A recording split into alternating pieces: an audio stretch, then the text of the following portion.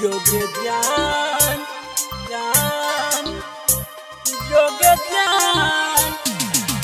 तोरा भुला दिलियो तोरा तोरा तोरा भुला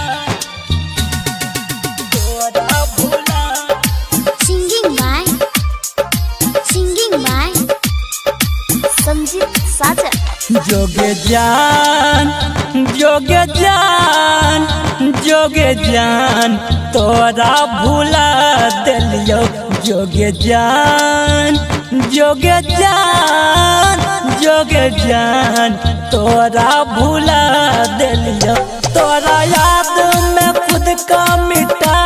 दिलियो तोरा याद में खुद का मिटा दिलियो जोगे जान जोगे जान जोगे जान तोरा भुला दिलियो जोगे जान डीजे विकास डीजे विकास जोगे जान मटियागढ़ सीतामढ़ी मटियागढ़ सीतामढ़ी। रहे शीशा के दिल जकरा तोड़ दिलही गे हमारा बीच सफर में तू छोड़ गेलही गे रहे शीशा के दिल जकरा तोड़ दिलही गे हमारा बीच सफर में तू छोड़ गेलही गे तोरा याद में खुद का जला दिलियो तोरा याद में खुद का जला दिलियो जोगे जान जोगे जान जोगे जान तोरा भुला दिलियो जोगे जान जोगे जान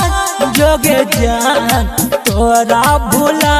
दिलियो जोगे जान डीजे विकास डीजे विकास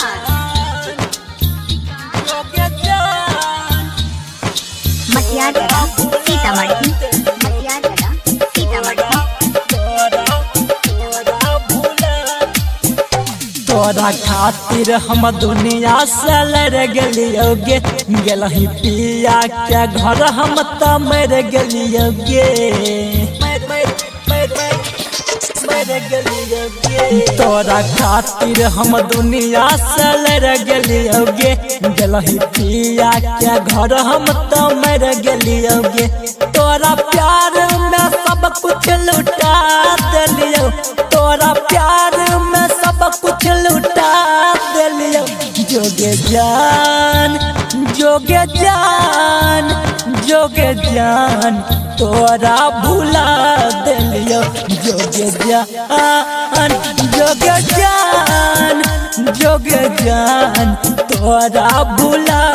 दिलियो जोगे जान। साक्षी रिकॉर्डिंग स्टूडियो सोनामुखी बाजार।